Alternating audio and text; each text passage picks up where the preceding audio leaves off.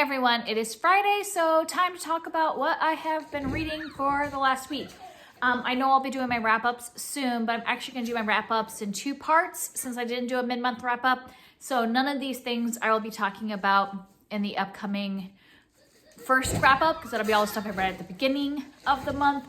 So you won't hear about these for, who knows when I'll film that, probably in another week or so.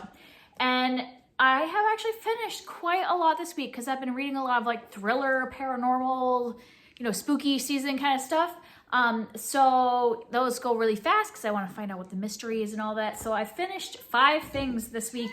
And of those, I think all of them I started and finished this week. Because sometimes I finish a lot because I've got like several stuff I'm in the middle of and it's taking me a long time to finish. But all these I like started and finished this week. So I don't want to talk about these in details because a lot of these are for special videos, but just so you know what I finished. So one is that I read Speak No Evil, and this is a old series. I think this is from like the 80s or 90s, 89. So this was a series of like teen mystery novels that I read back in my like middle school, high school days, probably more middle school.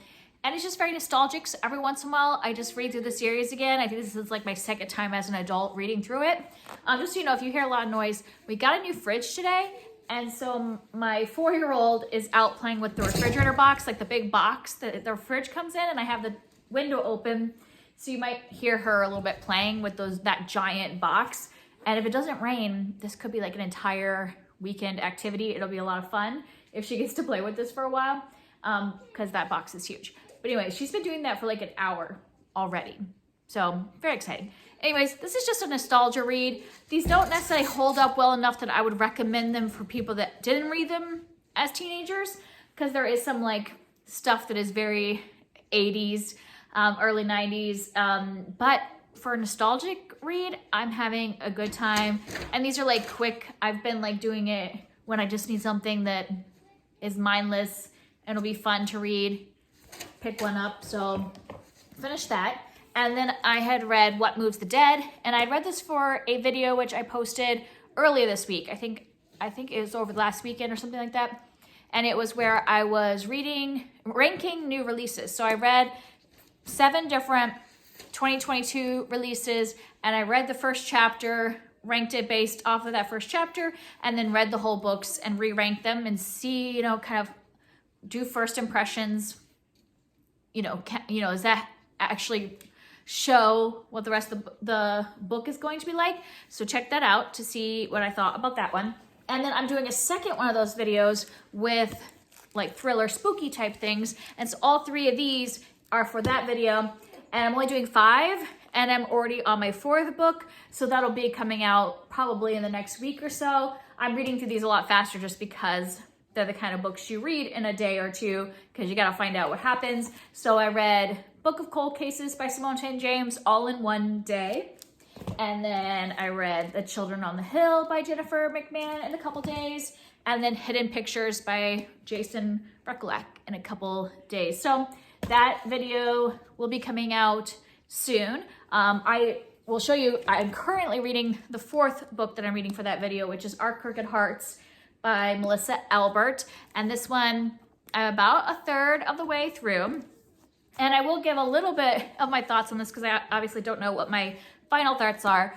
Basically, if I wasn't reading this for this video, I would have DNF'd this by now. So we'll see. Maybe this will turn around for me, but I'm just not really liking the writing, which is sad because I really liked the Hazelwood duology and the stories that she wrote in that world.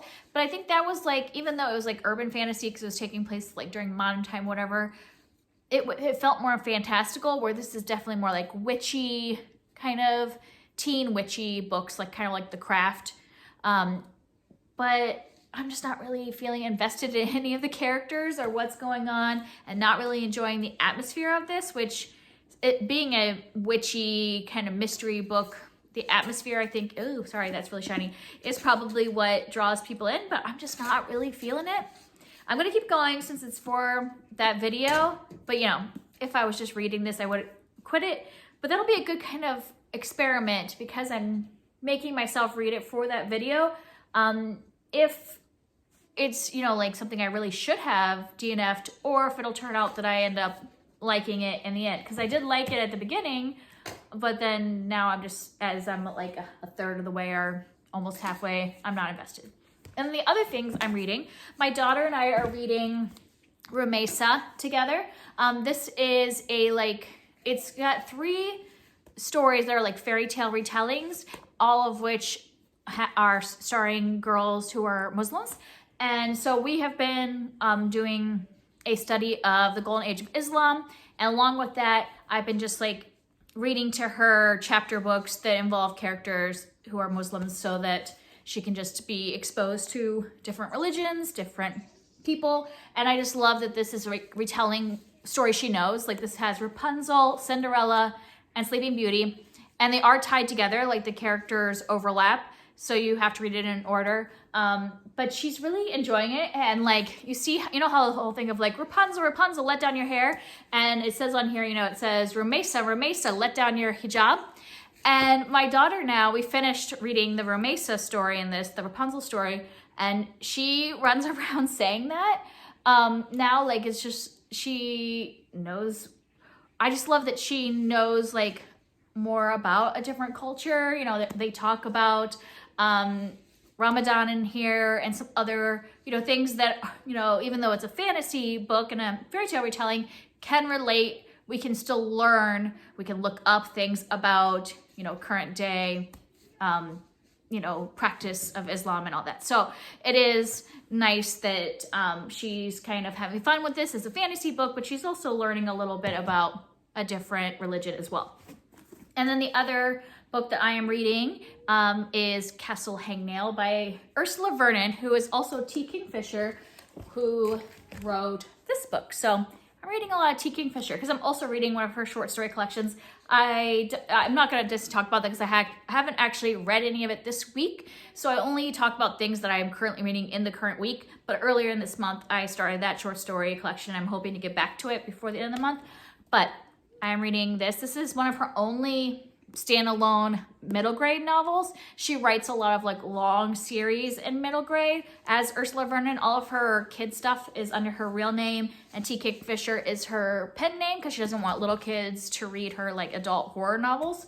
And this is so cute. I don't even know how far I'm in. Only 40 some pages in, but it is really cute. And she does like little illustrations and stuff, some bigger ones, and then like some little, like some character illustrations and things. So this is super cute. I wanted to see if this is something I could read to my daughter because she gets easily scared.